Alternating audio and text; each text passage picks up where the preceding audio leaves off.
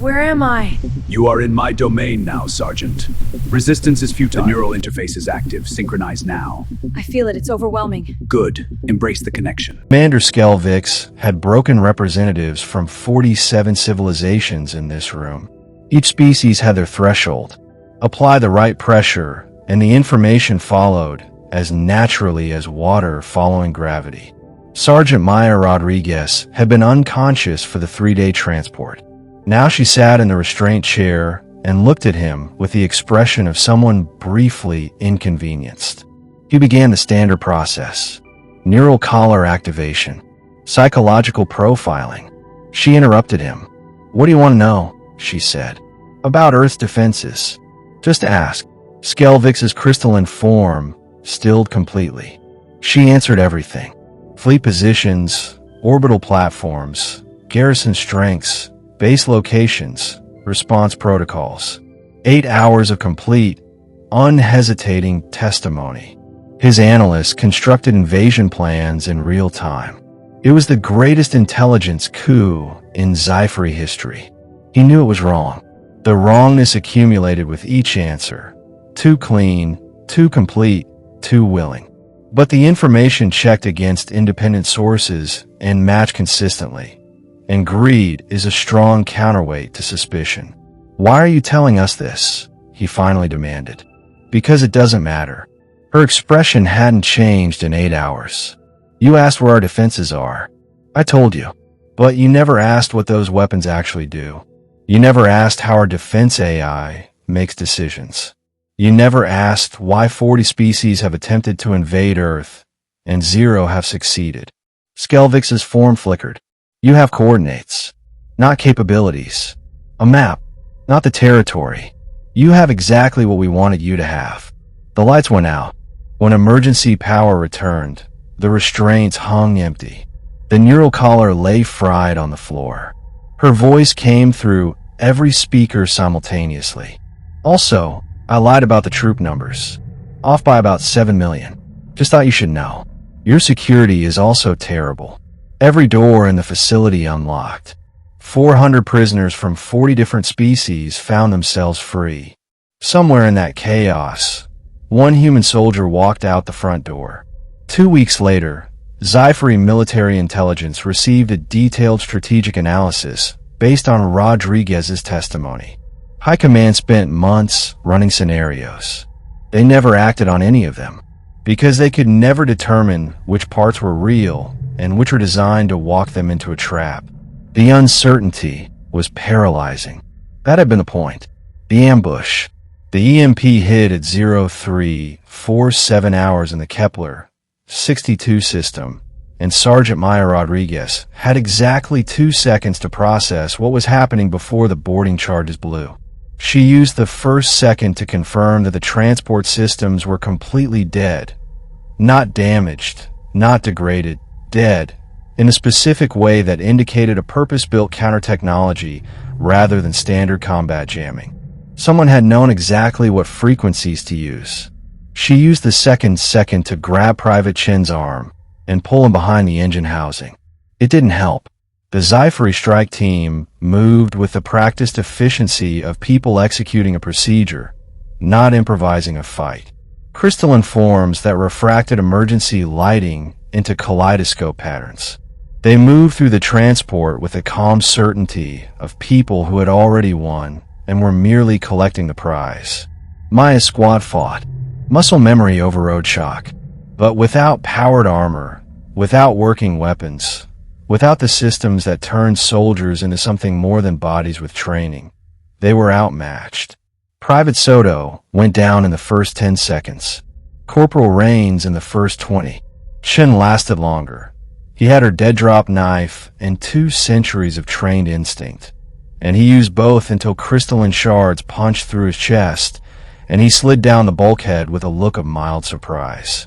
Maya was still moving when something hit her from behind. Neural disruptor. Her muscles seized. Vision darkened. The last thing she saw before unconsciousness was the Sci-Fi commander's face. Facets catching light. Expressionless.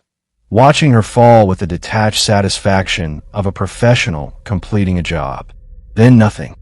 She took inventory before she opened her eyes. Restraint chair. Medical grade. She felt the adaptive tension adjusting to her biometrics as she woke. Neural collar around her neck. Surfaces. Crystalline. Smooth. Cycling slowly through colors. Sci-Fi construction. She'd seen intelligence photos. She'd written a training module about it. She hadn't expected to end up inside one. She opened her eyes. The Sci-Fi standing before her was more elegant than the soldiers who'd captured her. Taller, more complex refraction patterns, the particular light bending that in Sci-Fi biology indicated rank and age. Behind him, 3 more at monitoring stations along the curved wall. Sergeant Maya Rodriguez, he said. Special Operations, 3rd Battalion. Your squad is deceased. You are the sole survivor. She said nothing. Name, rank, serial number. I am Commander Skelvix. I oversee intelligence operations in this sector. You are in Facility 7. Our facility has a 100% success rate. Enhanced interrogation, Maya said. That's what you're calling it. We prefer the term to the alternatives. Every regime that tortures people prefers polite language. She scanned the room as she talked. Neural scramblers built into the walls. She could see the emitter housings, partially concealed by decorative patterns in the crystal. Chemical delivery systems near the chair. Sensory manipulation arrays along the ceiling. The room was a masterpiece of applied suffering, and the commander had shown her all of it deliberately. That was part of the process. Let the subject understand what was available before applying any of it. It was effective. On most subjects. Sergeant, Skelvix said, you will answer our questions. The only variable is how much suffering occurs first. What do you want to know? She said. The silence that followed lasted exactly 4 seconds. She counted. I beg your pardon. Skelvix said. You want information about Earth's defenses. That's why I'm here. Ask your questions. I'll answer them. Skelvix's form went completely still. This is a resistance technique, he said carefully. No. She let herself sound tired. Because she was tired, and tired was true. I'll watch my entire squad die. I'm in a room designed to break me. You're gonna hurt me until I talk anyway. So let's skip the part where I hold out and you escalate, and go directly to the part where I tell you what you want to know. She met the facets where his eyes would have been. Ask. Skelvix's recording team worked continuously for 8 hours. Maya answered every question, completely, accurately. Fleet positions, orbital defense stations, 17 primary platforms, coordinates provided, ship classes, armament, crew complements, ground forces, 8 million active, 20 million reserve, base locations, unit assignments, manufacturing capacity, supply chain redundancies, command structure, weapons development program status. The more she gave, the more his team's excitement grew. She watched it. The subtle shift in posture as the intelligence coup registered, the brightening of Skelvix's refraction patterns as the data accumulated. Greed and suspicion were natural counterweights. Greed was winning. By hour 4 he had enough to plan an invasion. By hour 7 he had enough to plan a very good invasion. By hour 8, the suspicion was starting to return. Why? He asked, interrupting his own question about manufacturing capacity. Why are you telling me all of this? Maya looked at him. Her expression hadn't changed in 8 hours. She had been careful about that. Because it doesn't matter, she said. Explain. You asked me where our defenses are. I told you. You asked how many troops, what weapons, where the bases are. I answered everything accurately. She shifted slightly in the restraints. Enough to indicate tiredness. Not enough to indicate anything else. But you never asked the important questions. You're suggesting your defenses are more capable than you've indicated. I'm suggesting you have a map without the territory. You have coordinates and numbers and locations. All accurate. You don't have context. You don't have capabilities. You don't have the things that would tell you why those coordinates translate, in practice, to an invasion scenario that ends with your fleet no longer existing. You're creating doubt. There's one way to find out, Maya said. Use what I gave you. Plan the invasion. Attack Earth. See what happens. The lights went out. The extraction. She had been counting since she woke in the cell. In those 17 hours, she had mapped the facility's power, cycling through the behavior of the lights. Identified the neural collar's pulse rhythm, 90 seconds, consistent. Assessed the chemical delivery system's activation lag. Located, through careful observation of Skelvix's eye movement during questioning, the position of the security monitoring stations. She had also planted the modified pulse frequency that would interface with a neural implant that every special operations soldier received on deployment. The implant she had carefully not mentioned during 8 hours of comprehensive testimony. The EMP lasted 3 seconds. In those 3 seconds, restraints fried. Collar lost power. Cell door locking mechanism failed. Monitoring feeds cut. She was in the corridor before the emergency lights came on. The facility layout matched her briefing within acceptable variance. Concentric rings. Interrogation cells at center. Administrative areas outer. Hangar access at perimeter. The Sci-Fi design philosophy favored direct radial access over redundant pathways. Efficient, and not ideal when someone who'd memorized the layout was moving with intent.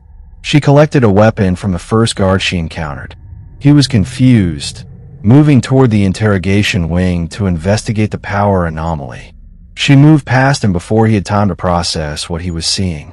The central control room was on the second ring. Skelvix was inside, still in the position he'd held throughout the interrogation, his form cycling through the rapid patterns that indicated high-level cognitive processing. He turned when she entered. Ow! Neural implant. The EMP model, we use interfaces with your restraint system's electronic components at a frequency your shielding doesn't account for. You should fix that. She crossed to the control console. The information I gave you. All true, but incomplete. She worked the interface.